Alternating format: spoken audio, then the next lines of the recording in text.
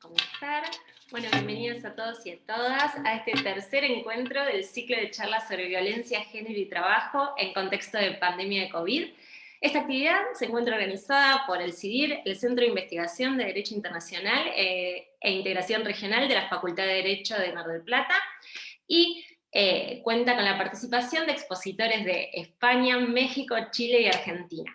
En el día de hoy quisiéramos saludar y agradecer nuevamente la colaboración en la organización y difusión al Centro Universitario Youth Semper de México, a la Universidad Bolivariana de Chile y a la Universidad Internacional de Valencia. También queremos mencionar y agradecer, antes de la presentación de los expositores del día de la fecha, a los expositores de encuentros anteriores, como Anita González, y a la expositora del próximo encuentro, a Marcela Díaz, que está presente también. Antes de comenzar, también vamos a aclarar que en el chat pueden ir dejando todas las preguntas que vamos a poder evacuar al final del encuentro, y también estamos grabando para poder cargar la grabación al canal de YouTube del CIDIR. Ahora sí, vamos a presentar a nuestro primer expositor del día de la fecha. Creo que no tengo ninguna otra parroquial, porque estaba tratando de hilar la cantidad de ideas que tenemos. Ya sabemos que hay partido, lo tenemos presente entre Chile y Argentina, y hoy tenemos expositores de Chile y Argentina. Así que van a disputar en la cancha hoy primero el abogado laboralista graduado en el año 2004, es docente universitario de grado por concurso de la Universidad Nacional de Mar del Plata, en las facultades de Derecho, en la asignatura Contratos y en Inteligencia Artificial y Derecho, en la Facultad de Ciencias Económicas, en Derecho Laboral, y en la Universidad Atlántida, en Inteligencia Artificial y Derecho. Docente de posgrado para diversas casas de estudio, y miembro del Consejo Académico de la Facultad de Derecho de la Universidad Nacional de Mar del Plata. También es secretario de la Asociación Argentina de Derecho de Trabajo y Seguridad Social. Le vamos a dar la bienvenida con un caluroso aplauso virtual a nuestro queridísimo Damián Bes. Bienvenido, Damián, ¿cómo estás? Bueno, primero que nada, más bienvenido no me puedo sentir.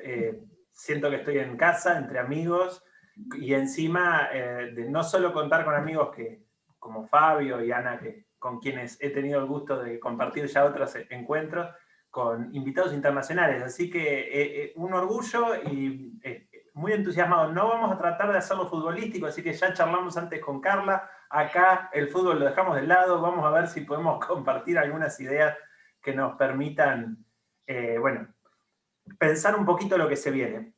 En esa línea, yo, digamos, estos son temas que dan para charlar mucho, para irse un poco por las ramas, diría. No quiero llegar a eso, pero lo que sí les voy a proponer es una sucinta ida y vuelta por lo que sería el pasado y el presente, ¿no? El pasado y el presente que tenemos para poder analizar un poquito del futuro. Ana, me dijiste que tenemos 30 minutos, ¿verdad? Y cuentan desde ahora, ¿verdad? Así que bueno, largo contarles algunas ideas. Lo primero es arrancar desde un punto de partida que parece lejano y más con la aceleración, pero no lo es tanto. Me voy a ir 100 años atrás. 100 años atrás, un poquito más, con la Constitución Mexicana de 1917, una constitución que fue, digamos, el punto de partida del constitucionalismo social y que, digamos, en cierta forma enrolaba o empezaba a hablar de cosas que 100 años después seguimos planteando como una necesidad. Ustedes pueden encontrar en ese texto original de hace más de 100 años la necesidad de igualar las tareas, las tareas y la remuneración del hombre y la mujer. También podrán encontrar en ese texto un montón de referencias de problemáticas que podríamos decir que siguen sin superar. Y no es casual, y no solamente se da en este texto, sino que nos vamos a la OIT, ya digamos, en su preámbulo del año 1919, y ahí nos encontramos con que en ese preámbulo de vuelta se reiteran una serie de cuestiones, todas enmarcadas bajo la necesidad de conseguir justicia social para que entre los pueblos haya paz. Entonces, volvemos a traer una serie de necesidades como igualdad de remuneración, como protección de la mujer, como protección de las enfermedades. Bueno, todos temas que nos demuestran que ha pasado el tiempo, pero que seguimos debatiendo en distinta intensidad las mismas problemáticas. ¿Y por qué un derecho al trabajo? Y en esto me paro en un planteo que nos daba el maestro Alan Supiot, en un interesante trabajo que hizo, él nos contó y dice, ¿por qué? ¿Por qué tenemos que hablar de un derecho al trabajo como una necesidad? Bueno, la primera cuestión es que el derecho al trabajo, digamos, nos trae dos respuestas, o busca traernos dos respuestas a dos preguntas difíciles que el derecho civil no puede dar. ¿Por qué? Porque por un lado, el ser humano que trabaja está objetivado, en este caso estamos hablando independientemente de su género, varón o mujer, el ser humano que trabaja está objetivado y pone su cuerpo a disposición del sistema productivo. Entonces, por un lado, esa situación es anormal y no se da en el derecho civil. Pero la segunda situación es la subordinación en la que un ser humano se coloca cuando entra a la relación de empleo. Y esa subordinación tampoco está presente en el derecho civil. Entonces, claramente, digamos, en un lado lo que se busca por el derecho laboral es garantizar la seguridad física del individuo. Pero a través del derecho laboral también lo que se busca es algo aún más difícil, que es cómo garantizar una, digamos, igualdad de derechos en alguien que desde el vamos está en una situación de inferioridad, en una dependencia. Yo les mostré una placa de lo que era el pasado, les muestro una placa de lo que era el presente para mostrar de que la problemática es parecida y me voy digamos, a empezar a parar en las diferencias. Y la primera diferencia es la aceleración tecnológica que estamos viviendo. Hace 100 años no teníamos la aceleración tecnológica que tenemos ahora. Algunos ejemplos de masificación de determinados medios de comunicación los tomé de un informe que sacó una consultora española y nos dice, por ejemplo, el teléfono fijo, 75 años de llegar a los 100 millones de usuarios. Y una aplicación como puede ser Candy Crush, en 1 año y 2 meses consiguió esta cantidad, este volumen de usuarios. ¿Y esto tiene implicancia en el mundo del trabajo? Y vamos a ver que sí. Según ahí en la placa lo van a ver al profesor Nick Sheck, catedrático de la Universidad de Caltech de Estados Unidos, donde él nos cuenta de que a través de la información que se encuentra en las redes sociales, se puede perfilar a las personas. Perfilarlas a un punto que todavía no está claro, pero lo que sí está claro es que aumentó exponencialmente el porcentaje de acierto de las ciencias sociales. ¿Cuál era el método tradicional con el que las ciencias sociales se manejaban? Bueno, básicamente estudios de encuestas para poder determinar algunas conclusiones o sacar sus tesis en base a las encuestas. Lo que se genera ahora con la información que está ubicada en las redes es la posibilidad de tener en tiempo real mucha más información y que además tiene otra característica, es más sincera. Porque la gente cuando navega a través de la red no tiene la cuestión de contestar lo que corresponde o lo que se espera de ellos, sino hacer lo que realmente tiene ganas de hacer. Entonces, de esta manera, a través de la información que se acumula en las redes sociales, en otros espacios, nos vamos a encontrar con que podemos perfilar a la gente. Ciudadanos en general. Ahora vamos a ver el efecto en los trabajadores. Para tomar dimensión de lo que estamos hablando, las redes sociales hoy tienen, este es un ejemplo de un grupo de red social que se le dice clúster de Zuckerberg, de Mark Zuckerberg, que reúne básicamente 4 aplicaciones, WhatsApp, Instagram y Facebook. Messenger es un derivado. Estamos hablando que la que más tiene 2.600 millones de usuarios activos por mes. Esto estaba computado hace 2-3 meses atrás, o sea que sigue creciendo. No, digamos, no se termina de dimensionar el impacto a nivel mundial. Les voy a dar algunos números. Recuerden, Facebook 2.600 millones de usuarios. En el planeta hay 7.700 millones de usuarios, de los cuales un poco más de la mitad tiene acceso a Internet. Estamos hablando de que en redes sociales hay 3.800 millones de usuarios. Imagínense el volumen de datos que se está produciendo constantemente de todos y cada uno de nosotros.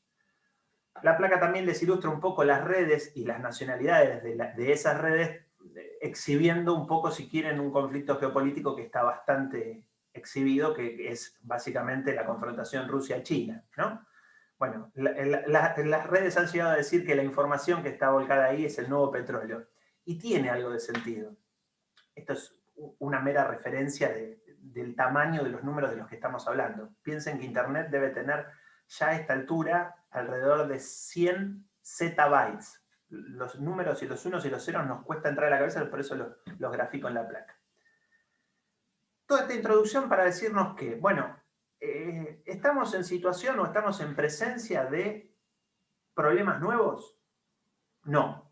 El libre mercado. Ahí en la placa lo tengo a Harari. Harari es un historiador y filósofo israelita que nos habla de dos ideas. Y lo primero que nos dice, miren, el libre mercado, como se lo concibió, si se lo deja solo, ha demostrado no tener una regulación, si se quiere, prudente con el ser humano que trabaja. Y el primer ejemplo que nos da es la esclavitud. Esclavitud que fue, digamos, un fenómeno no controlado ni dirigido por ningún líder estatal, sino producto de la rentabilidad, alta rentabilidad que daba en un mercado que no estaba controlado. Bien. En ese marco lo que nos dice es, si no ponemos al Estado como mediador de lo que puede generarnos las nuevas tecnologías, podemos empezar a repetir ciclos que se consideraban superados. Y algo de razón tiene, porque la primera cuestión, o lo que se estuvo viendo en los últimos 20 años, es que se hablaba de algo que es mercado del trabajo, con el objetivo de volver a mercantilizar la actividad del ser humano que presta tareas. Esta sería una primera posición para evitar que las nuevas tecnologías rompan con una dinámica del ser humano que trabaja. Es decir, si consideramos que no puede darse un mercado del trabajo, porque el trabajo justamente no es una mercancía, tenemos que correr este concepto y empezar a hablar de que las posturas que mercantilizan el trabajo olvidan un punto esencial. El ser humano que trabaja no es más ni menos que un ciudadano que ingresa con todos sus derechos, con todos los derechos que trae el Código Civil y Comercial, a la empresa. Es decir, teníamos un maestro, el doctor Capón Filas, que nos decía, tiene que ser ciudadano en la empresa, entra con el Código Civil abajo del brazo. ¿Por qué? Porque suma todos los derechos ese trabajador o trabajadora que ya tenía y se tienen que analizar bajo la luz de la subordinación. Esta que Supior nos decía, miren, cuando entra en la relación de dependencia, pierde esta posibilidad de elegir por sí mismo y además pone su cuerpo, lo objetiviza en pos de la producción. Entonces, conclusión 1, para poder analizar las nuevas tecnologías, cada persona que trabaja sigue siendo un ciudadano y sigue teniendo sus derechos. Los mismos que traía, más los que le incorpora la relación laboral. La segunda cuestión necesaria a trabajar con este nuevo paradigma, en este presente en el que estamos, es la internacionalización del derecho del trabajo. ¿Por qué? Ya Mario de la Cueva, allá por 1940, empezó a hablar de esta idea, anclado en lo que la propia OIT traía, y decía, miren, necesitamos algunas reglas generales. ¿Por qué? Porque si no, las empresas, el capital, lo que hace es trasladarse, deslocalizarse. Entonces dice, ¿dónde me conviene más producir? ¿Dónde me es más barato? Bueno, me muevo a ese lugar porque hay peores condiciones de trabajo, pero yo consigo mayor rentabilidad. Fíjense que no es nuevo el problema de la deslocalización. Lo que pasa es que ahora, con la vertiginoso avance de las tecnologías, nos encontramos con que es mucho más sencillo hacerlo. Y la OIT nos dio o nos trajo al menos pisos mínimos para considerar que cualquier estado de los 187 estados miembros de la OIT deben respetar. Y esos pisos mínimos, uno de los principales que incluye justamente, aparte de la abolición del trabajo infantil, aparte de la libertad sindical, fundamentalmente, bueno, y la eliminación del trabajo forzoso, la igualdad de todo tipo, no aceptar ningún tipo de discriminación en el marco del contrato de trabajo. Hasta acá hacemos una suerte de estado de situación. ¿Cuál es uno de los primeros problemas que nos trajo la tecnología o situaciones no previstas?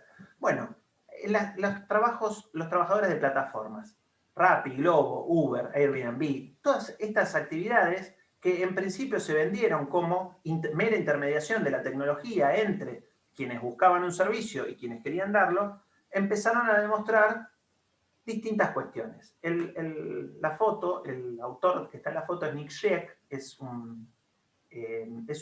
de Canadá, y su trabajo fundamentalmente es el principal que tiene una tesis es capitalismo de plataformas. En un análisis económico lo que nos dice es qué tipo de plataformas hay. Y a las que vamos a analizar ahora las vamos a llamar plataformas austeras. ¿Por qué austeras? Porque fundamentalmente no están haciendo en sí, para lo que sería el sistema de producción, ningún aporte, no cuentan con capital propio y se limitan a entregar básicamente una serie de estándares o formatos que deben cumplir aquellos que prestan servicios para ella para poder hacerse un ingreso. Y ya los conocemos, los hemos visto por todos lados. Son gente que presta tareas y que los primeros años de imposición de estas empresas nos decían, miren, se trata de empresarios. Los he escuchado yo a los abogados de estas empresas sin ponerse colorados hablar de que esta gente era empresaria porque podía elegir aquella cuestión de cómo realizar el trabajo. Hago referencia un segundo a esto. Les comentaba que la dependencia tiene esta triple subordinación, la dependencia clásica, subordinación técnica, jurídica y económica, es decir, te digo cómo hacer las tareas, controlo tu cumplimiento y además dependés de mí económicamente. ¿Qué decían inicialmente cuando aparecieron las plataformas? No, miren, acá no hay triple subordinación. Estos son empresarios independientes que eligen cuánto trabajar, eligen cuándo tomarse cortes del trabajo y nosotros solamente intermediamos en la oferta. Bueno, estamos bastante más avanzados por suerte. La primera legislación es la española de este año, del año 2021, en donde fundamentalmente le reconocen el estatus de trabajador a los riders, a todas estas personas que prestan este tipo de servicios. ¿Y por qué? Porque en realidad plasmaron algo que estaba bastante claro, que es que ninguna de las personas que presta este tipo de servicios lo hacía en una suerte de organización empresaria. Dependían de esto para ganarse la vida e incluso llegaban al punto de que no manejan ni siquiera cómo y cuánto trabajar.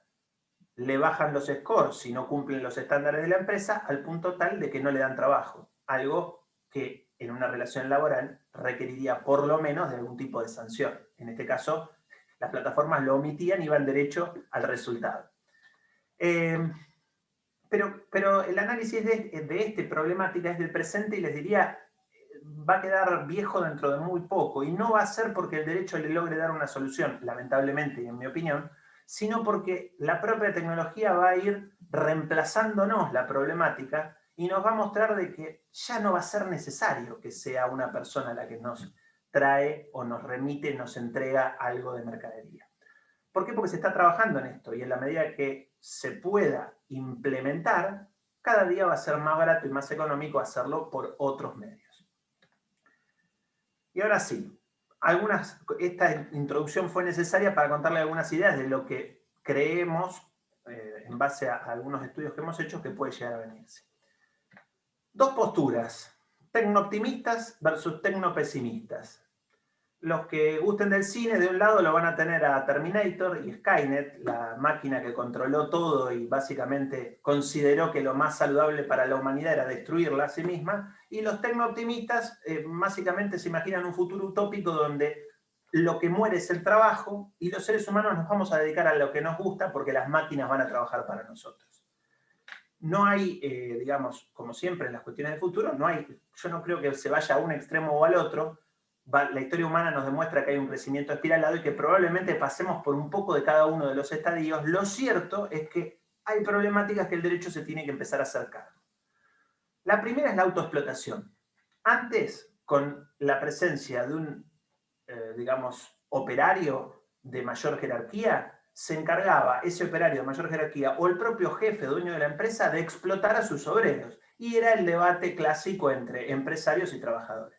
Hoy se ha diseñado, producto de la, digamos, incorporación de las tecnologías en este tipo de sociedades actuales, el concepto de autoexplotación. ¿Por qué? Porque ya no es un empresario el que le exige al trabajador desarrollar determinado nivel de actividad, sino es el propio trabajador el que sabe, o por lo menos así lo cree, que si no cumple determinados estándares está fracasando. Bul Chung Han es un filósofo surcoreano que tiene varias tesis escritas al respecto, y lo que dice es, se transforma ya no en un revolucionario, en un trabajador que quiere romper el sistema, se deprime porque es un problema individual. ¿Bien? El derecho controla la explotación externa y hay parámetros para eso, pero no está previsto cómo limitar la autoexplotación. Y una faz muy clara de esto, y calculo que de los presentes en algún punto la habremos experimentado, es la desconexión digital. La desconexión digital porque estamos básicamente ahora que estamos a través de la web, trabajando quizás más que lo que hacíamos antes. Se rompió ese reloj divisor del tiempo de trabajo y del tiempo familiar para dejarnos una especie de masa amorfa en donde mientras nos levantemos y hasta que nos dormamos, estamos a servicio del trabajo. Entonces, estas cuestiones se empiezan a ver y empiezan a generar patologías de salud. La segunda cuestión, ¿qué pasa con los algoritmos? Ahí tengo a una profesora, Liliana Stigliani, que básicamente nos dice, miren, los algoritmos están generando sesgo, son sexistas. ¿Y el origen de este sexismo de dónde viene? Bueno, primero vamos a partir de la lógica. Los algoritmos no nacen espontáneamente, los crea alguien. Y quienes lo crean no han sido capacitados en género. Entonces, es lógico que si los ingenieros, programadores, son hombres, varones, de determinado grupo social, carguen en esas inteligencias artificiales primigenias determinado sesgo. Y esto sucedió, no es una cuestión teórica, le pasó nada más ni nada menos que a Amazon. Amazon sacó un software para reclutar trabajadores, porque recibía miles de millones de currículum por día, ¿y qué dijo? Pongo un software, una inteligencia artificial para que los procese. Como básicamente todos los procesos de programación de inteligencia artificial requieren de que se los entrene con datos, nos encontramos con que Amazon le dio los datos históricos de lo que venía haciendo para contratar. Y claro, los empleados de Amazon al momento de la generación del software eran varones. Entonces, el software que interpretó que ser mujer era desventajoso. Entonces, ante una búsqueda de personal, relegaba los currículum de mujer por sobre los de varones. Hoy les contaba el impacto y el efecto de las redes sociales. Se está hablando de que las redes sociales están funcionando como una suerte de panóptico digital, en donde la discriminación que se puede generar a través de lo que sucedió en alguna red social puede dejar afuera del sistema a alguien. ¿Por qué? Porque básicamente, bueno, el panóptico de Bentham, la mayoría debe estar interiorizado en una cárcel donde un guardia cárcel podía controlar a todos los reclusos desde un punto de privilegio, desde un punto de privilegio de observación. Bueno, hoy las redes sociales dan un poco eso.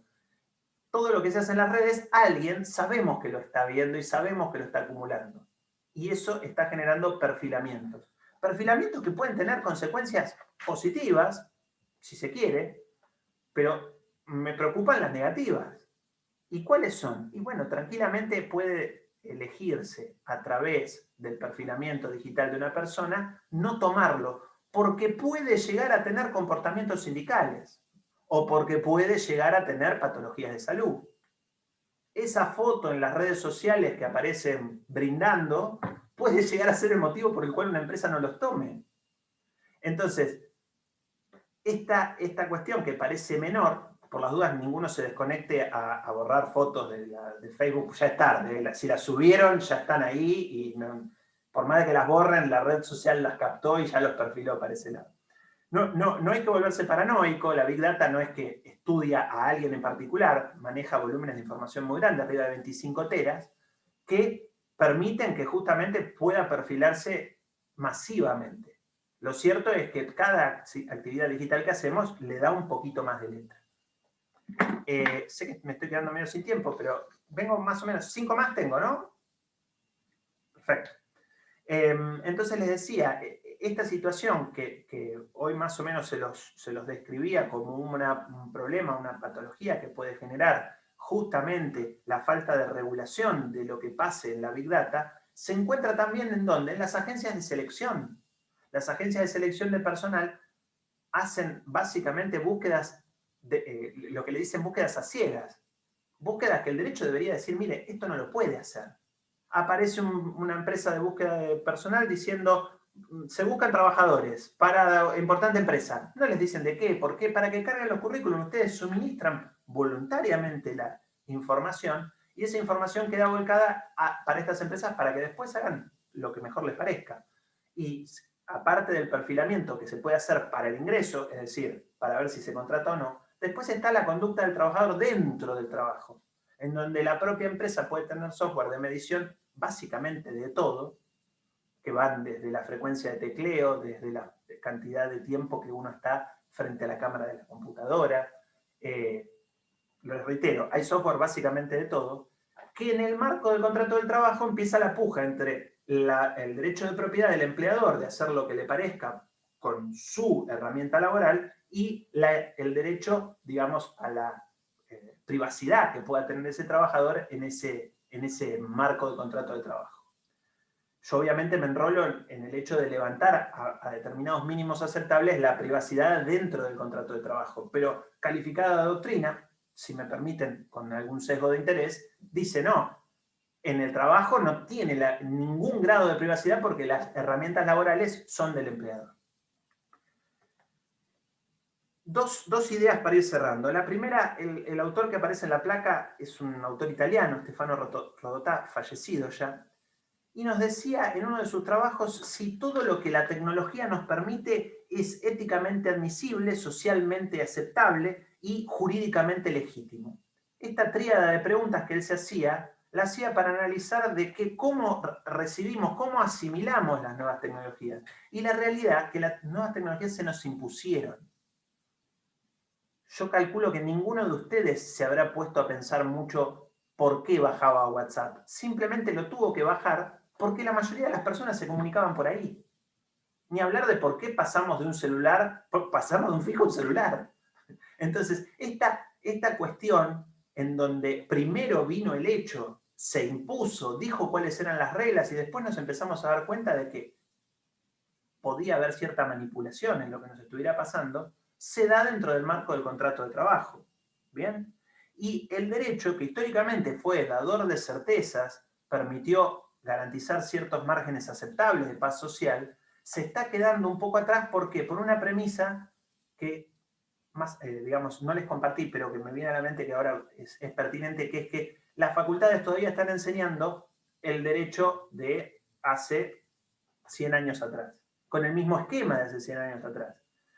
Y si bien digamos, el idioma latín nos da una muy buena base, calculo que la lógica, y si queremos generar profesionales que puedan confrontar con el mundo que les toque, es empezar a enseñar no solo algunas cuestiones de latín, sino bastante más lenguaje binario. Que, no para que sepan programar, pero sí para que entiendan que detrás de todo incorporación tecnológica hay una herramienta. Y como tal, si el derecho no la regula, se pueden dar excesos y esos excesos pueden dejar gente fuera del sistema. ¿Bien? Este sería uno de los problemas. El segundo de los problemas que el derecho tiene que atender es qué pasa con el grupo de gente que no tiene acceso a Internet. Son los nuevos desclasados. Personas que no van a poder siquiera conseguir un empleo, porque las empresas ya no buscan por el diario. Entonces, si queremos generar una verdadera inclusión, desde el Estado habrá que buscar las formas para que quienes no tienen este acceso, que como vimos al principio es un número muy importante de gente, casi el 40% de la población mundial, pueda tener acceso y generar los espacios necesarios para no quedarse afuera y no ser discriminado en el acceso al trabajo. Lo contrario, no conseguirlo nos va a generar indudablemente conflictos sociales, una imposible paz social duradera, generando, esperemos que no, un escenario parecido al que hubo en 1919 antes de que la OIT se conformara, producto de generar un marco de paz social, ¿no es cierto? Yo con esto más o menos me despido, les agradezco el tiempo dispensado y bueno, obviamente quedo a disposición de los expositores y de las preguntas que pueda haber del público. Damián, muchas gracias. Vamos, luego al finalizar, vamos a hacer un par de preguntas, a ver si podemos encontrar algo de esperanza con lo que queda, a ver cómo le podemos dar la vueltita. Y también... Hay dos cositas para charlar, pero las dejamos para las preguntas. Dale, las charlamos y lo vemos en la parte de las preguntas, así hacemos un ida y vuelta interesante. Ahora, si les parece, vamos a presentar a nuestra segunda expositora. Les comentamos que lo que está sucediendo en este encuentro es que tenemos, por un lado, analizamos el presente y vimos un poquito de lo que nos depara el futuro en el derecho laboral, y por el otro lado, otra de las temáticas de nuestro ciclo, vinculada a todo lo que tiene que ver con género, vamos a enfocarnos en lo que tiene que ver con la jurisprudencia vinculada a la temática de género de la Corte Interamericana de Derechos Humanos. Para esto vamos a poder escuchar en esta ocasión a ella, que es licenciada en Ciencias Jurídicas por la Universidad Católica de Temuco. Ella juró como abogada en noviembre de 2005, es ex relatora de la Corte de Apelaciones de Iquique desde el año 2007 hasta el año 2017, en que asumió como jueza del Tribunal de Juicio Oral en lo penal de la misma ciudad, y en el 2021 se ha desempeñado como relatora interina de la Cuarta Sala de la Excelentísima Corte Suprema. Tiene estudios avanzados y diplomados en Constitucionalismo Latinoamericano, en Derecho Internacional y los Derechos Humanos, y un máster de Género por la Universidad de Jaén. Hoy tenemos el enorme placer de poder escucharla, estábamos ansiosos por tenerla. Le damos la bienvenida, ella es Carla Fiedler de Chile. Bienvenida, Carla, ¿cómo estás? Gracias, Ana Laura. Si te parece, ¿querés que compartamos pantalla? Mira, antes de empezar la charla, eso mismo les iba a decir, yo quedé alucinada con el viaje futurista de Damián y me siento como que les traigo una carreta con ruedas de palo, porque voy a viajar con ustedes por la jurisprudencia de la Corte Interamericana desde el penal Castro Castro, en el caso contra Perú, que es el primero en el que se pronunció la Corte Interamericana, y luego vamos a ir avanzando por otros países, pero en materias que también, insisto, me encantaría hablarles de algo más moderno, pero vamos a ver vulneraciones que parece que fueran de otra época absolutamente. El PPT, si quieren, lo siguen, si no, no, porque yo anoto cosas soy muy dispersa, entonces anoto cosas para no perderme y acordarme de cuál era el punto que quiero tratar. Además que cada vez que reviso la jurisprudencia de la Corte Interamericana, le doy vuelta a las declaraciones, vuelvo a mirar. A mí me gusta mucho revisar jurisprudencia, ese es mi trabajo hace muchos años, y me gusta ver las audiencias, me gusta ver las declaraciones de las víctimas, de los testigos. Entonces, cada vez que hablo del tema, armo un PPT distinto. La Corte Interamericana, cuando comienza a hablar de género, nos dice, en una opinión consultiva, que está relacionado con otra condición social y que hay una discriminación relativa al género. La verdad es que aquí género y sexo parece que lo hiciera sinónimo. Dice que hay una discriminación cuando se nos reduce a esta sola categoría y es con respecto a esta categoría que se nos busca. Les pido que tengan eso en mente, que lo dejen guardado ahí en un espacio en su cerebro, porque cuando hablemos de la Karen Atala, van a entender, les va a hacer mucho más sentido esa frase. La Corte Interamericana, ¿qué ha visto respecto de las mujeres? Nos ha visto a las mujeres como una condición social, ha visto la discriminación basada en consideraciones de género, la cultura de discriminación, los roles asignados y los estereotipos, el cuerpo y la maternidad, la violencia sexual, las medidas de diligencia para erradicarla, mujeres y otras condiciones de vulnerabilidad, derechos vinculados con género y derechos de las mujeres, y las reparaciones de acuerdo al género. Entonces, yo les dije que lo primero que vamos a hablar es del penal Castro Castro versus Perú, que es una sentencia del 2006, pero la verdad es que los hechos son del 92. Y acá, a todos los que nos gusta la Corte Interamericana, tenemos que hacernos cargo de algo que es súper... No voy a hablar de la falta de legitimidad de la Corte, pero sí voy a hablar de un tema que ha preocupado desde siempre, y es la demora en que los casos se conocen ante la Corte. Porque todos tenemos de memoria esta frase de la justicia que llega tarde, ya no es justicia, es una injusticia. Entonces imagínense estos cometidos en el 92, que son recién con una sentencia el 2016, pareciera ser que es totalmente extemporáneo, pero bueno, es la realidad de las cosas. La Corte sesiona por periodos breves y las audiencias son de pocos casos. Entonces, lastimosamente es lo que hay. Perú, como todos saben, al igual que la mayoría de nuestras democracias latinoamericanas, pasó por periodos muy convulsionados, y en lo que tiene que ver con esta causa en particular, en el penal Castro Castro estaban recluidas mujeres que se les achacaban conductas antiterroristas, conductas terroristas y conductas de traición a la patria.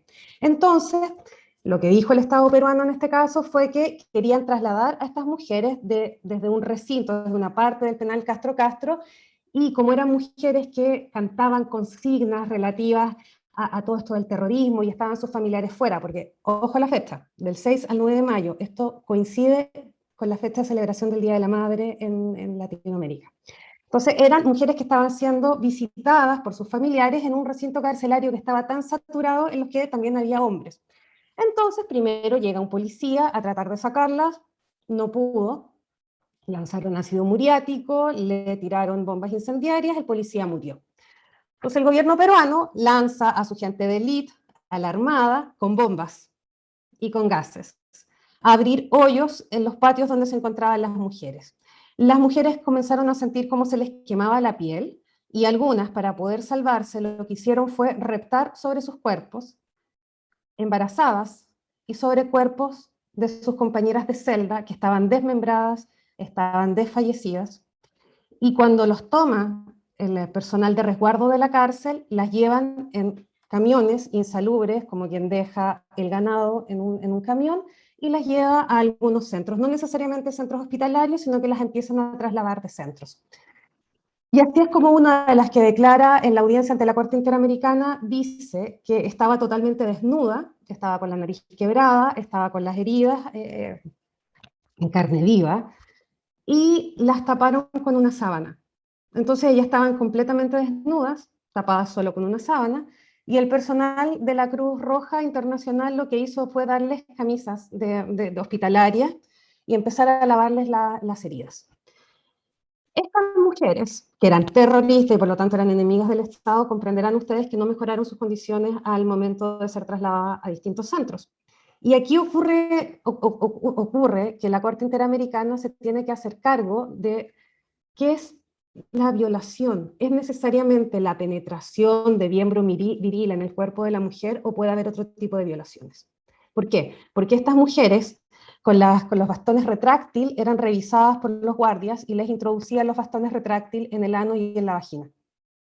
Entonces, hubo un cuestionamiento de, ¿podemos seguir pretendiendo o entendiendo que la violación es solo la penetración de miembro viril? ¿No es acaso la introducción de un bastón retráctil igual de agresivo?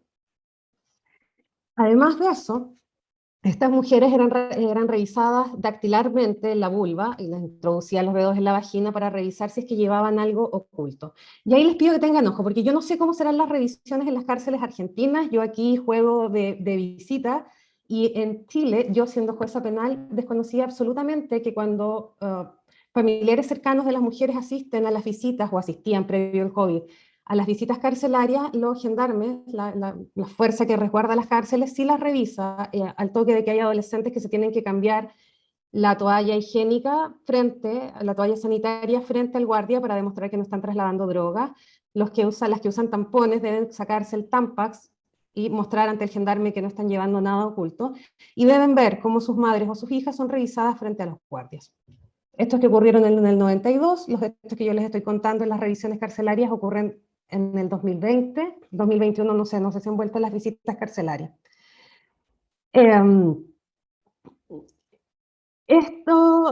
La Corte Interamericana considera que todos los internos que fueron sometidos durante ese prolongado periodo a la referida desnudez forzada fueron víctimas de un trato violatorio contra su dignidad personal.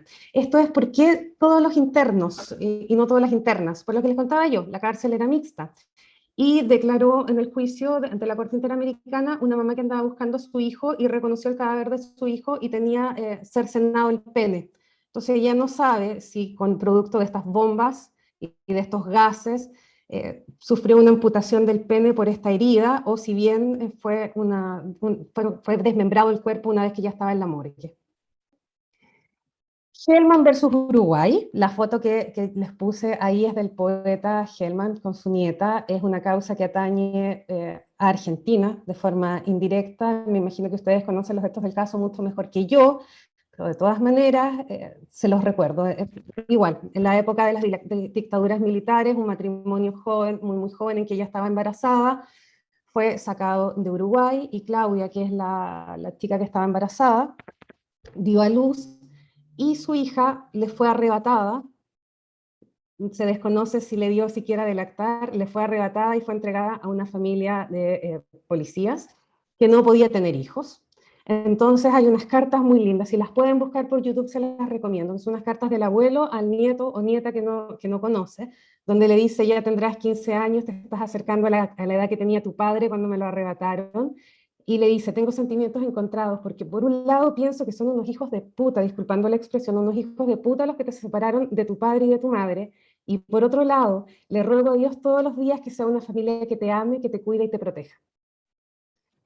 ¿Qué pasó con Hellman versus Uruguay? Generalmente se relaciona con esto de si las mayorías pueden atentar contra los derechos democráticos, si es que hay un piso, porque lo que pasó en Uruguay fue que se dijo que hay una ley de punto final, ya no podemos estar discutiendo siempre lo mismo sobre las torturas, sobre las violaciones, ya, no más, seguimos para adelante, están prescritos todos los crímenes, están amnistiados, ya no investigamos nada más, sigamos para adelante. Pero aparece esta chica que su padre fue arrojado al mar en un baúl con cemento. Su madre, ella no tenía idea dónde estaba, ni siquiera sabe si le dieron de lactar, y ella quiere averiguar qué fue lo que pasó con su familia. Entonces ella demandó al Estado uruguayo, porque el Estado uruguayo le dijo, ¿sabes qué? Nosotros no vamos a investigar nada, porque esto ya está amnistiado, está prescrito, ley de punto final, chao, fue ratificado por un plebiscito, y la Corte Interamericana le dice no. Este plebiscito, no, hay mínimos democráticos que no son transables, ni aún por la mayoría. Por eso es que este caso se relaciona más con eso, pero lo que tiene interesante respecto a la materia de género es que se dice, ok, la mamá de esta chica fue separada de la población penal. Y en teoría, separar a una mujer y separar a una mujer embarazada es una medida de garantía, pero cuando tú la separas para vulnerar sus derechos, no estás cumpliendo con eso. Por lo tanto, el objetivo de separarla era para permitir su tortura y permitir la violación de sus derechos. Campo Algodonero, México, 2009. ¿De qué habla la Corte acá? De la debida diligencia y de lo ridículo que suenan las 72 horas para buscar a alguien que está desaparecida. Son mamás que llegan a decir, mi hija no llegó a dormir, señora, ¿qué edad tiene su hija? Ah, es una adolescente. ¿Y cómo andaba vestida? Y es guapa, y tiene novio. Y le preguntó al novio, no, su hija se fue con el novio de parranda. No, su hija se fue con las amigas a carretear. Entonces, como es una adolescente y ustedes son de un estrato social bajo, es probable que la chica se haya ido a prostituir, entonces nosotros no vamos a perder tiempo en buscarla. Y la mayoría de las preguntas que hacían los policías encargados de investigar era cómo está vestida, qué edad tiene, acostumbra o no acostumbra a salir fiesta. ¿Eso qué tiene que ver cuando hay alguien que se pierde? Cuando tú llegas a denunciar la desaparición de uno de tus familiares, que no sabes si fue secuestrado, si no tienes idea si está botado en un acantilado, si no tienes idea si todavía está vivo, y que te digan espera 72 horas, es decir, perdón, pero ¿en qué realidad vivimos? Si cuando hay alguien que lo matan, el homicida no espera las 72 horas con un minuto para matarlo. Entonces aquí lo que se le dice al Estado de México, y que nos cae a todos los estados de la región, es ojo con los estereotipos de género al momento de investigar. Nosotros en Chile tuvimos un caso muy parecido, pero que afortunadamente no llegó a la Corte Interamericana, o al menos hasta ahora no llegó. Fernández Ortega y otros versus México. Aquí ocurre más o menos lo mismo. Es un estado de Guerrero, sitiado por militares, donde tenemos a una señora que es una mujer indígena que no hablaba español y que llegan y que le dicen, ¿dónde están? ¿Dónde están? ¿Dónde están? Se ríen de ella dice que ella no hablaba español, y la violan. La violan 2 militares, otros 2 se ríen y la observan. Hubo problemas en la investigación porque decían, bueno, primero ella dijo que la violaron 4, después dijo que la violaron 2, entonces ¿cómo fue la cosa? Y aquí nuevamente con estereotipos. Y, y además de esto, la Corte acá dice, ojo, que cuando hay sucesos tan traumáticos es probable y es esperable que el testimonio de la víctima no sea cronológicamente hilado. Entonces eso no puede ser motivo para no investigar, para no iniciar líneas de investigación o para restarle mérito a la declaración de la víctima. Sería muy raro que una víctima cuente desde la hora número 1 hasta el final cómo fue la violación y cómo fue una violación en grupo. Rosendo Cantú versus México. Ella estaba lavando la ropa a 200 metros de su casa. Se acercaron 4 militares y la misma historia. La violaron, fue a denunciar y no le creyeron. Beli Franco y otros versus Guatemala. Esta es la desaparición de una niña de 15 años. El cadáver apareció en un sitio Eriazo y la mamá se enteró de la aparición del cadáver cuando estaba viendo las noticias. Hubo una ampliación, ahí le puse ampliación de la autopsia 10 años después. Yo no tengo conocimientos forenses al nivel de que me permita de verdad ver cómo está hecha una autopsia, pero por simple lógica me imagino que 10 años después con suerte quedan los huesitos. La perito que declaró en la audiencia ante la Corte Interamericana dice, ojo, acá las autopsias tienen que tener una perspectiva de género porque las mujeres no nos matan de la misma forma que un hombre. ¿Por qué ella dice no nos matan de la misma forma que un hombre? Porque ella dice, el cadáver tenía signos de haber sido violada, tenía signos de violencia extrema. Hay Lo mismo pasó en México, hay cercenamientos de partes que son claramente femeninas. Si parece un cuerpo femenino el que le cortaron los pezones, o le arrancaron una mama, o que la vulva le faltan pedazos, eso es claramente un signo de que esta violencia está dirigida no solamente en contra del cuerpo. Entonces no me cortan un brazo, me sacan una oreja, pero ¿por qué dirigirse contra los senos? ¿O por qué dirigirse contra la vulva? ¿Y por qué los investigadores y la gente que está a cargo no lo ve? Ahí hace la perito el llamado de atención. Y la perito cuando habla dice que ella critica que hay una justicia especializada. Ella dice, ¿por qué tienen que ser mujeres las fiscales? ¿Por qué tienen que ser mujeres las juezas? ¿Por qué tienen que ser mujeres las defensoras? Si la violencia contra las mujeres nos afecta a todos como sociedad, no es un problema de nosotros como mujeres. Por lo tanto, más que justicia especializada, en que la garantía de imparcialidad y de prudencia sea que estemos sentadas mujeres, la garantía de una justicia especializada debe ser la capacitación. Karen Atala. Yo fui alumna de la Karen Atala en el tiempo en el que se produjo la separación de Julián, que era su marido. La Karen era mi profesora de Historia del Derecho, ella estaba casada con un defensor penal indígena, ella tiene un hijo de un matrimonio anterior y tiene 3 hijas con Julián. Y se separan, ella vivía en Villarrica, que es un pueblo que está a 80 kilómetros de Temuco, se separan y acuerdan en una mediación que ella se va a quedar con las niñas y que Jaime tiene visitas constantes, visitas regulares, visitas bastante libres. Pero en un verano, Karen decide que viva junto a ellas Emma de Ramón, que era su pareja. Entonces, en ese momento, Julián empezó a pedir la custodia de las niñas. Y se los digo que lo empezó a pedir porque aparecía en los diarios. Yo recuerdo haber ido no sé si ustedes los tienen, pero nosotros tenemos una especie como de fichero de diario mural, donde antiguamente estaban publicadas las fechas de las pruebas, cuál es tu horario, qué profesor te asignaron. Y los mechones, los alumnos de primer año, yo me acuerdo haberlos escuchado preguntando a quién le tocaba con la Karen Atala, que era la jueza lesbiana, porque era el morbo de que toda la prensa ya se había filtrado la orientación sexual de Karen. Bueno, Julián pide la custodia de las niñas, el Tribunal de Familia le dice que no, la Corte de Apelaciones confirma esta decisión, pero le inician una causa investigativa disciplinaria, ella era jueza oral en lo penal de Villarrica, le inician una causa para averiguar si todo lo que se dice en la prensa es verdad. Y llegó el ministro visitador de la Corte de Apelaciones, de nuestro superior jerárquico, que se sentó en su computador y empieza a revisar sus archivos para ver qué había en la vida de Karen.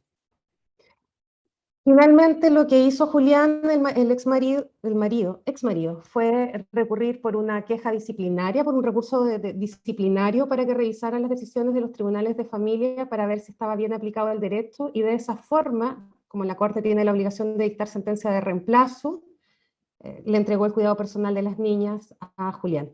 ¿Y por qué les decía yo, ojo, quédense con esto de que cuando te reducen a una sola categoría? Cuando Karen se individualiza ante la Corte Interamericana, ella dice, yo soy mujer, soy madre, soy palestina, soy abogada. Y ella dice, por mi cultura palestina, para mí se es mujer en la medida que se es madre. Yo nunca me imaginé ser mujer sin ser madre. Y ella dice, cuando jamás pensé que me iban a quitar a mis hijas por ser lesbiana. Podría haberlo entendido si mi marido hubiese reclamado que yo trabajaba mucho, que desatendía a las niñas. Ella decía, yo era jueza penal, o sea, además veo la parte fea de la sociedad. Si me hubiesen atacado por ese lado, lo entiendo, pero lo único que se quedó de mí, o lo único que se revisó de mí, es mi lesbianismo. Ahí tienen ustedes un claro ejemplo de cuando una persona es reducida a solo una de sus categorías y cuando se le juzga solo en una de sus categorías. Creo que ya estoy como en la hora, no sé si alcanzo a hablar de algunos más, pero este que es Ramírez Escobar versus Guatemala tiene que ver con los estereotipos de género en cuanto a la maternidad. Porque cuando hablamos de género y hablamos de mujeres, solemos asociarlo a la maternidad. No todas las mujeres quieren ser mamás, hay algunas que están peleando precisamente por tener el derecho a no maternear. Pero acá pasó que se descubrió en Guatemala una red de adopción, y dentro de los antecedentes que dieron las personas del Estado era que decían que la mamá no estaba en condiciones de hacerse cargo de los niños.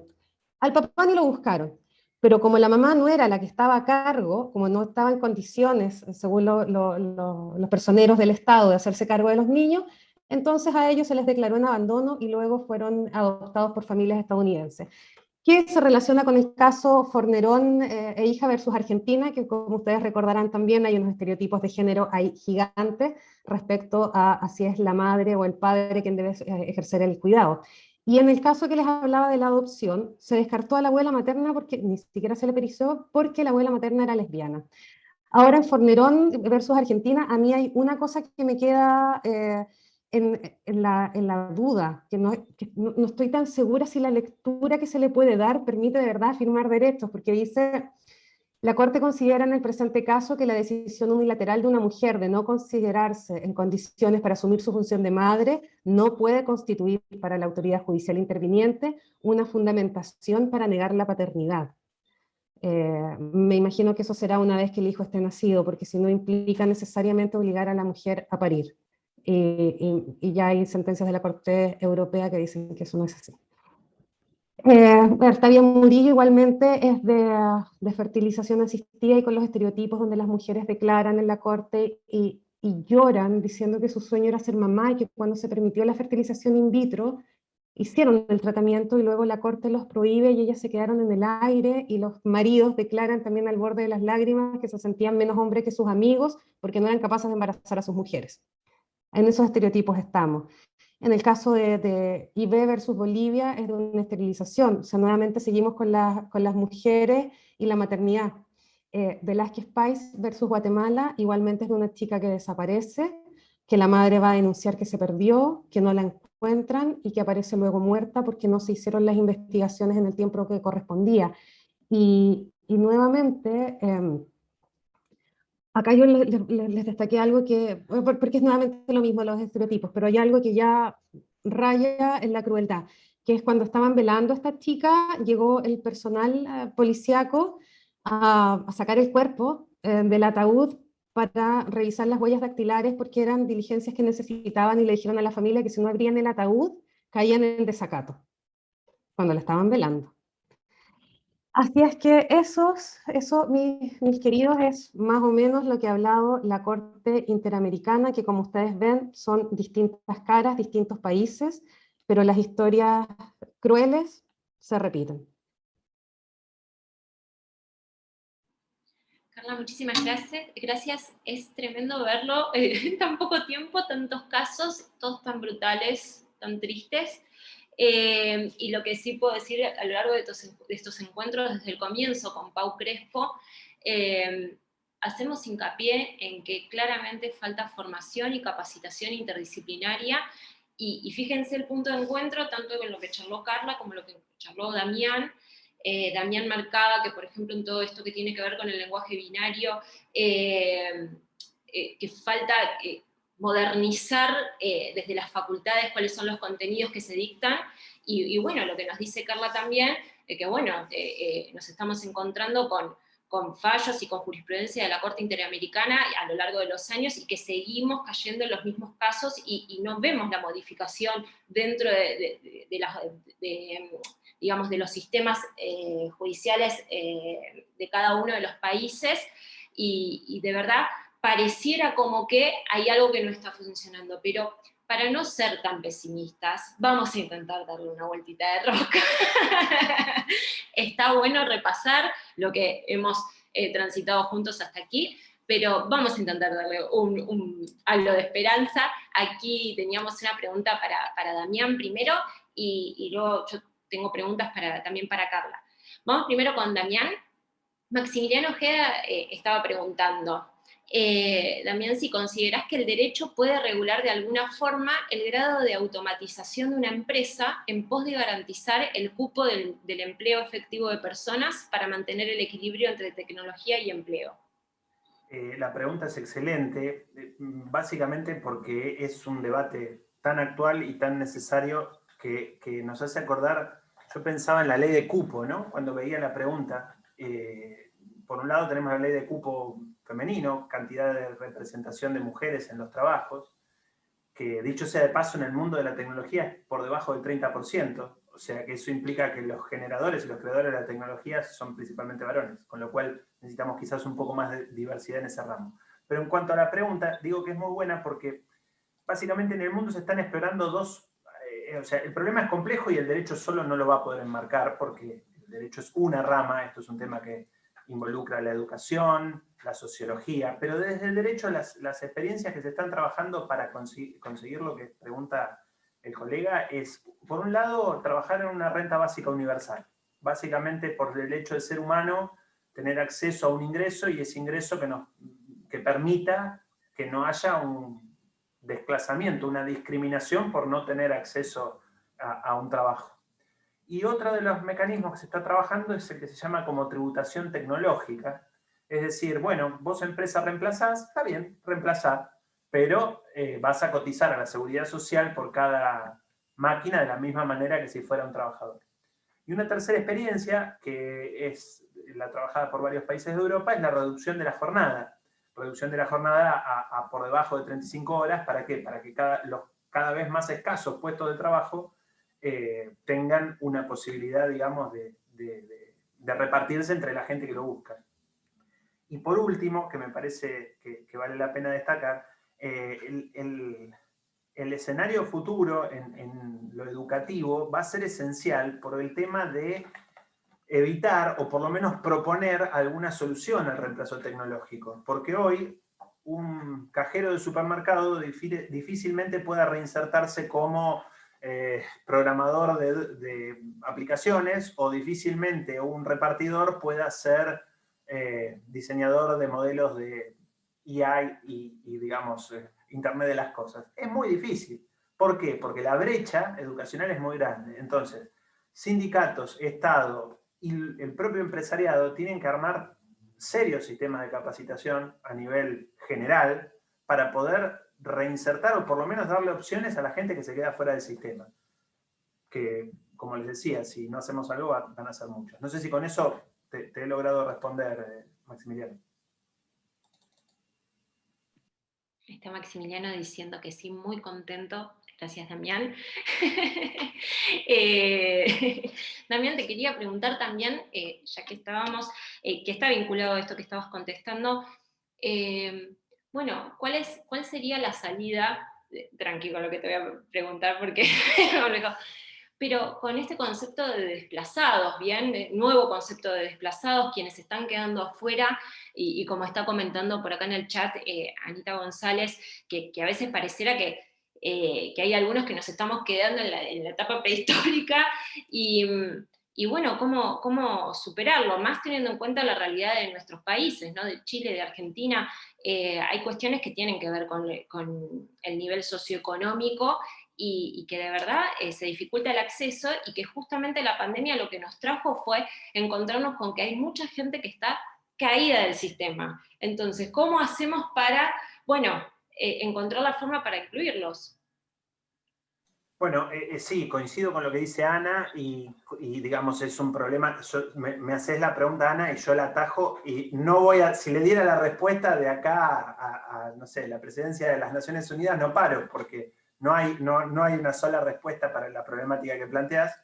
Es cierto que digamos, la única herramienta en la que coinciden todos los estudiosos de las distintas ramas es la capacitación, la educación.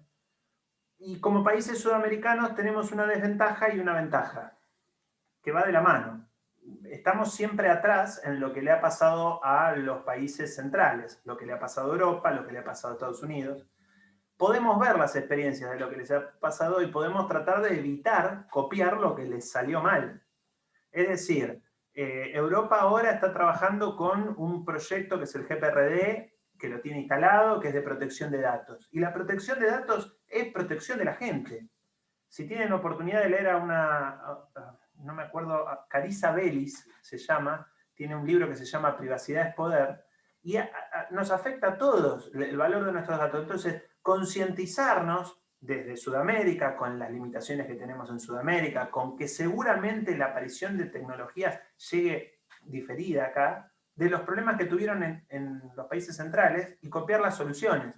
Entonces, la desventaja es que, bueno, nos llega todo tarde. La ventaja es que podemos tomar alguno de los modelos, y ellos ya están trabajando, por ejemplo, en modelos de ética con inteligencia artificial.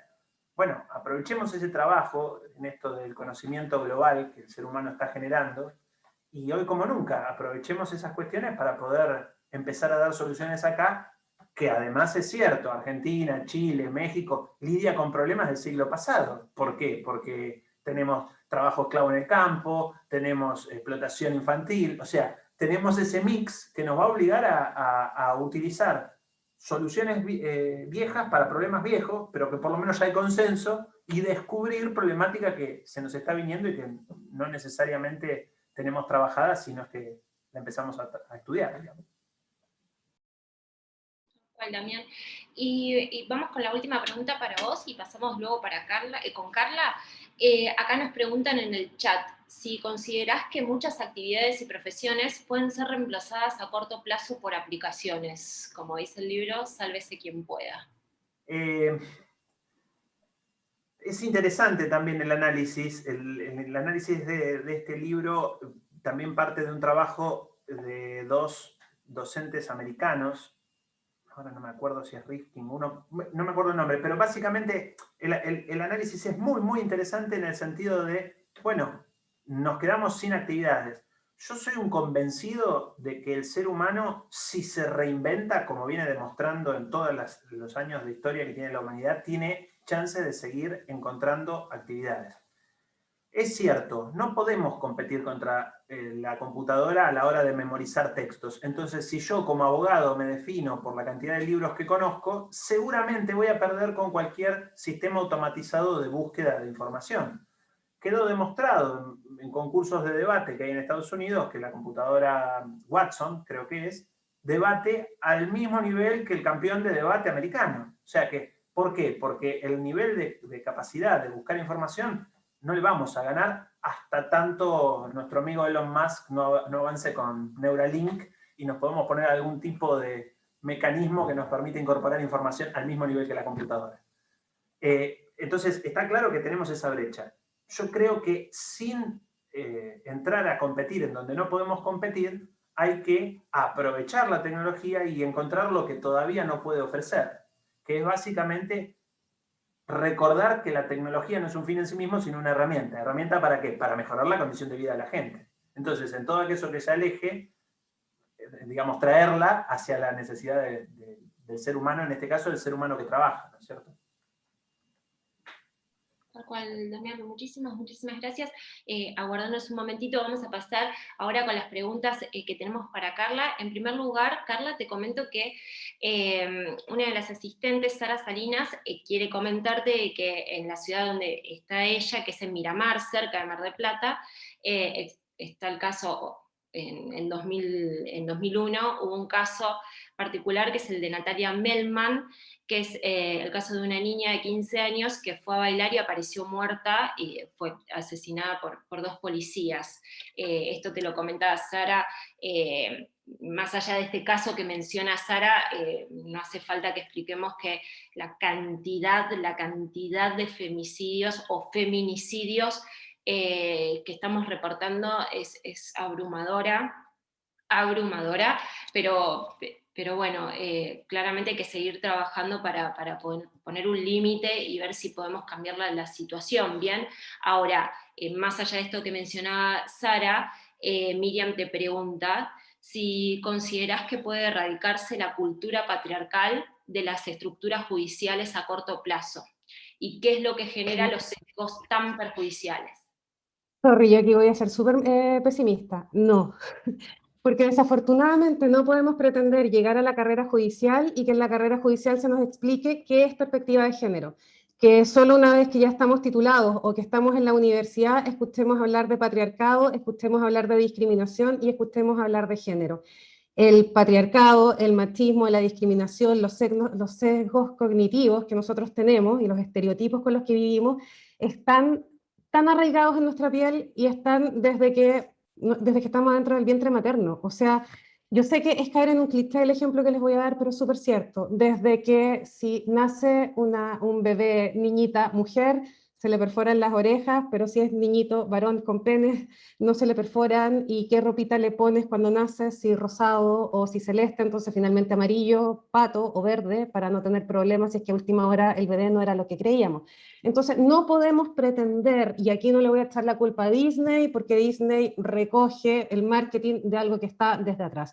No podemos pretender nosotros vivir en una estructura social que es eminentemente patriarcal y que luego en nuestras respectivas facultades o en las facultades de pre o posgrado se nos dé un barniz con un par de charlas, con un par de clases y nos digan, ok, acá está listo el trabajo del Estado, que le vaya muy bien, aplique perspectiva de género en lo que sea que usted va a trabajar.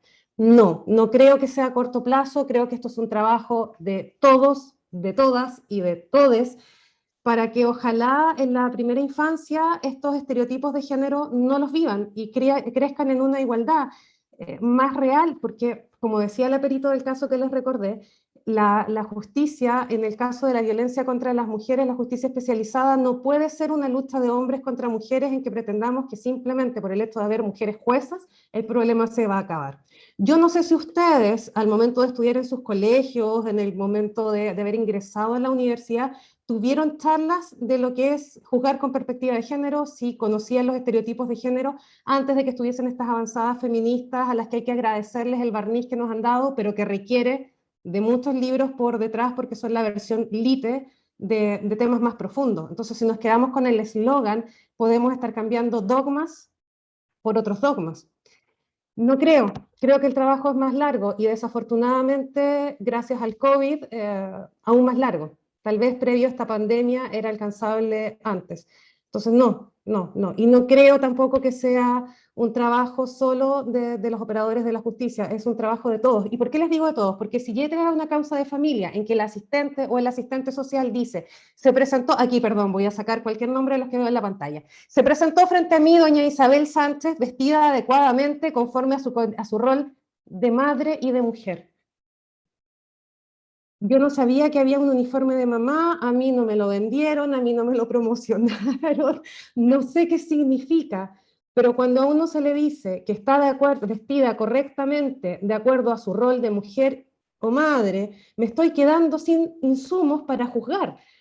Si Dayana va a hacer una denuncia a la comisaría más cercana porque su novio la trató de la cintura para abajo con las palabras más groseras que ustedes se puedan imaginar, bueno, mi marido vivió un tiempo en Argentina, pero no lo suficiente para conocer todas las malas palabras que tienen ustedes y las chilenas me quedan cortas, entonces les dejo a su criterio, a su imaginación las palabras que puedan haber utilizado y si el policía pone, la denostó y la denigró en su rol de mujer.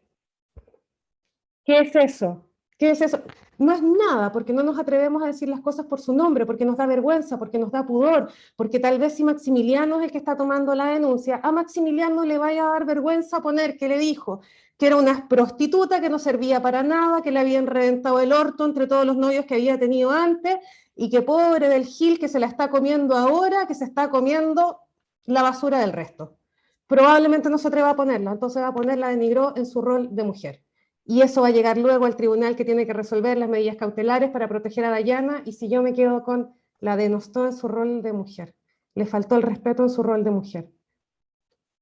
¿Y eso es por qué? Por una falsa caballerosidad, porque a la mujer no se le toca ni con el pétalo de una rosa, porque a la mujer no se le puede faltar el respeto, porque hay una cultura extraña de protegernos, no sé protegernos de qué, cuando finalmente lo que están haciendo es matarnos descaradamente y con complicidad de los estados. Y no solamente el matarnos, es el acceso a los cargos de mayor importancia, es el tratar de equilibrar la cancha sin saber cómo equilibrarla, porque yo no puedo pretender equilibrar la cancha. Por ejemplo, a mí me encanta cómo juega fútbol Messi, pero yo no podría decir, ok, para jugar con Messi córtenle una pierna, porque mi equipo, que también le gusta jugar fútbol, no es tan bueno. Entonces estamos en condiciones de igualdad si le cortamos una pierna. No puede ser esa la forma en que estemos entendiendo. Hay algo que está mal. Así es que reitero mi más rotundo y pesimista, no es a corto plazo. Carla, para continuar con el pesimismo, vamos con otra pregunta, que ya sé lo que vas a responder porque es lo que charlamos antes de comenzar. Federico Bautista Luis Abdala nos pregunta, en realidad vos, Carla, quería consultarte si toda la jurisprudencia que ha generado la Corte Interamericana, que se repasó hoy, es efectivamente aplicada por los estados latinoamericanos o simplemente generan una repercusión declarativa, las cuales los estados no siguen. Parto de algo más, así como les decía, el Poder Judicial no puede llegar y solucionar el tema de las desigualdades de género, el Poder Judicial y los auxiliares de la Administración de Justicia, dentro de ellos los abogados, tenemos una ignorancia supina. Desconocemos a aquellos que estamos obligados a conocer. Una ignorancia supina respecto a los estándares de la Corte Interamericana. Y estamos llamados a conocerla. ¿Y por qué les digo ignorancia supina? Porque a lo más nos suenan un par de casos y nos acordamos de la sentencia. Pero luego de la sentencia que resuelve la causa principal, están las medidas provisionales, están los seguimientos de las causas, y eso no lo conocemos. Si yo le pido a un estudiante de Derecho que me enumere al menos 15 tratados que hayan sido ratificados por su país y que se encuentren vigentes, probablemente se quede con 3 o 4. Si le pregunto a mis colegas qué tratados internacionales tenemos sobre determinadas materias y si es que esos modifican o no modifican nuestra legislación interna, no los conocen.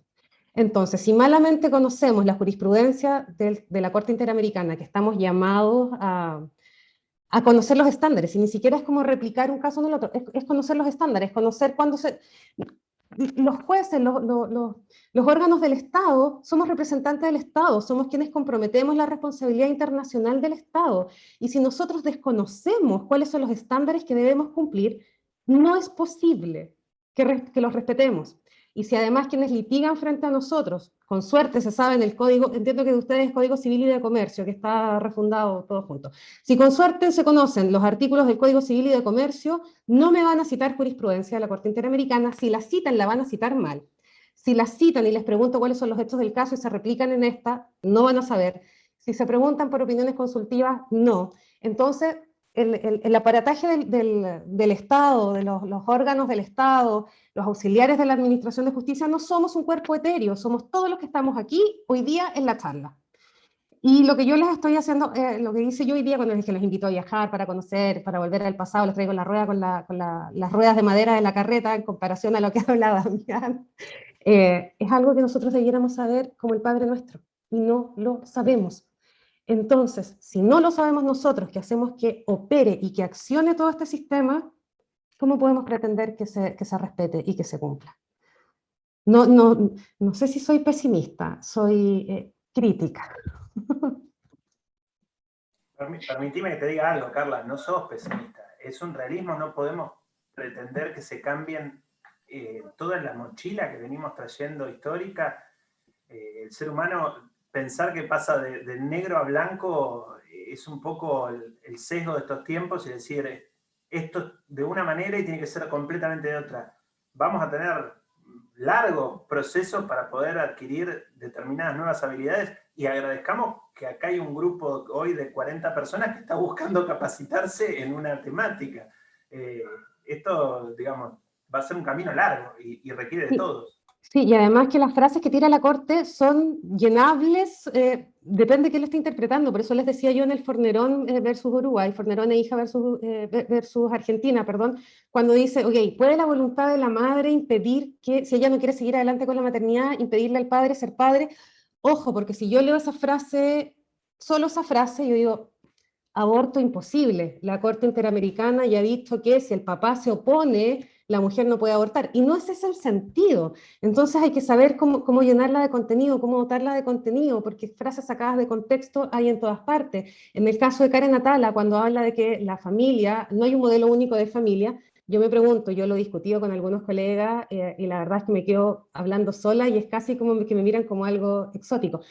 Pero yo tengo la duda si es que el derecho está de verdad incapacitado o no poseemos las herramientas, mejor dicho, para regular las familias que son de relaciones abiertas. Ustedes en Argentina tienen una red muy grande son parejas, de grupos de personas poliamorosas, que en realidad son personas de relaciones abiertas. ¿Cómo lo regulamos? ¿Qué hacemos? Y la Corte Interamericana ya nos dijo, ojo, no hay un solo modelo de familia. Entonces yo podría llegar a litigar frente a un tribunal y decir, no hay un solo modelo, y mi familia es una familia en base a una relación abierta, donde vemos 2 mujeres, 3 hombres, y tenemos hijos que criamos en comunidad. Estado, hágase cargo. Hágase cargo, más o menos me puedo hacer cargo de los alimentos y en las visitas, ¿y qué pasó con la herencia? Porque finalmente es acá, cuando hay dinero, que se recurre a los tribunales. Lo demás es conversaciones, dame media hora, yo te doy media hora más, dame 100 pesos más, 50 menos. Es negociable, pero ¿y con las herencias? ¿Qué hacemos? Bueno, Carla, eso es ideal. Nos va a dar más trabajo a todos los abogados, porque va a haber conflictos que nos van a llevar a plantearse, así que... Crea el software de inteligencia artificial ahora ya.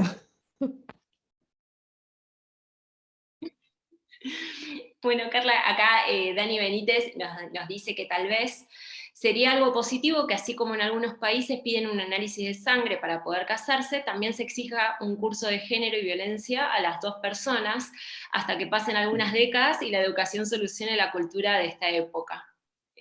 Como generar Es un... obligatorio la capacitación en género en Chile después del caso de la Karen Atala, y yo vi una sentencia de hace 1 año y medio donde hay un juez de un pueblo en el que dice: y la madre prefirió su proyecto personal por sobre el bienestar de sus hijas.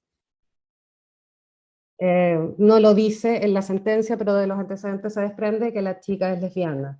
Entonces, claro, lo que yo les contaba de la Karen Atala, que se supo en el 2003 cuando yo estaba en la universidad, y mira, 2021, y hay colegas que han pasado por cursos de capacitación en género y siguen fallando lo mismo.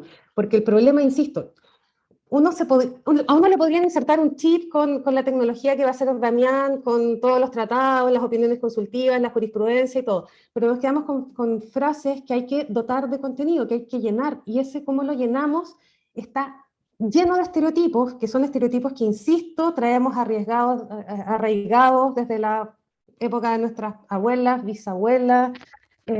No sé, piensen, en Chile tuvimos ley de divorcio recién en el 2003. En Chile aún se requieren plazos cuando es por separación de cuerpos que uno pide el divorcio, 3 años si lo pide una sola de las partes, 1 año si lo piden de común acuerdo. En Argentina ustedes no piden el plazo, pueden pedirlo, se pueden haber casado ayer y pedir el divorcio hoy día.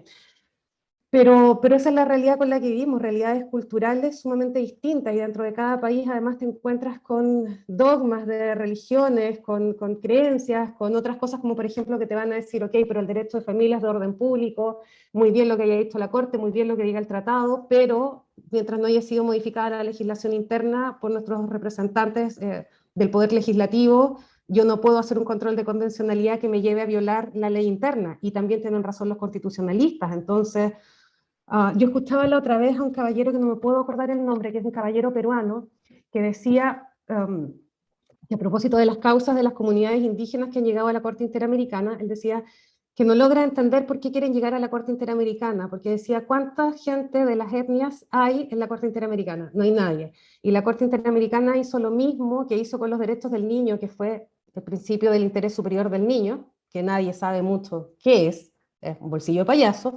Entonces la Corte Interamericana ni siquiera averiguó cuáles son las cosmovisiones de cada una de estas etnias, de cada uno de estos pueblos, para decir cómo lo regulan, teniendo la posibilidad de hacerlo. Entonces, cuando la Corte no sabe cómo lo regula alguna etnia, dice cosmovisión. Cuando la Corte no sabe mucho cómo dotar de contenido algún derecho a los niños, el interés superior de los niños. Entonces nos estamos llenando de frases como esa. Es difícil, es muy difícil, es un cambio cultural, y además de una humildad también súper grande, porque cuando tú te encuentras frente a alguien que está en la misma parada que tú, de defender un principio, de defender derechos, pero que su forma de defenderlo pugna directamente con cómo tú entiendes que es la protección de ese derecho, suelen pelear egos, más que tratar de llegar a algún punto de encuentro. Creo yo que eso también ha dificultado mucho que finalmente se instaure el juzgar con perspectiva de género como algo tan natural. La verdad, Carla, a ver, acá existe un registro. Acá pregunta Sara Salinas: ¿existe un registro de divorcios por violencia que incapacite al agresor a volver a casarse? Casarse es un derecho humano. No se me había El derecho al matrimonio, el derecho al matrimonio está reconocido como un derecho fundamental. Por lo tanto, no hay las causales de incapacidad y de inhabilidad las ve cada uno de los estados, pero no conozco ninguno que tenga algún registro que le diga al agresor: no se puede casar usted nunca más con otra persona. Sí hay respecto de los que intentaron matar al cónyuge, que no pueden heredar, pero sería eso. Claro. Bueno, estamos llegando al final, se nos va a cortar el Zoom antes de cerrar. Quería obviamente agradecerles a los expositores del día de hoy, excelente encuentro, además, más que nada, porque más allá del pesimismo que estuvimos manejando en la tarde de hoy, tenemos que saber también que todo lo que está vinculado a género sabemos que es una construcción social, o sea que queda en nosotros modificar cuál es la realidad que vivimos, y además, como nos comentó Damián, todo lo que tiene que ver con tecnología, sabemos que es una herramienta que nos puede ayudar, que tenemos que encontrarle la vuelta para que nos sirva y que siga vinculándose, o que siga sirviendo como medio y no como fin en sí mismo. Así que tranquilos, que queda muchísimo trabajo por delante. Sabemos que la base de todo esto es continuar capacitándonos, continuar formándonos en género, en derecho del trabajo, ni hablar en todo lo que tiene que ver con inteligencia artificial. Sabemos que son herramientas que nos sirven y por eso es que generamos estas actividades y seguimos apostando de que esto va a generar un cambio positivo. Queremos invitarlos también. Sepan que con el doctor Farinella mañana tenemos una jornada a las 17 horas de Argentina, la jornada sobre el rol de las mujeres como defensoras de los derechos humanos, organizada por la Red Académica de la Comisión Interamericana de Derechos Humanos. Pueden participar anotándose en el link de la bio del Instagram del CIDIR. Y obviamente están todos invitados a participar del encuentro de mañana a las 17, y nos encontramos también en el próximo encuentro y último de este ciclo de charlas, que es el próximo lunes, también a las 17 horas de Argentina. Como siempre, ya saben, quedan cargadas las grabaciones. Vuelvo a agradecerles infinitamente a Damián por la excelente exposición, y obviamente también a Carla por haber participado de este encuentro. Fue realmente un placer tenerlos en la tarde de hoy. Muchas gracias, chicos. Nos estaremos viendo, queda todo grabado. Nos encontramos mañana a las 5. Gracias.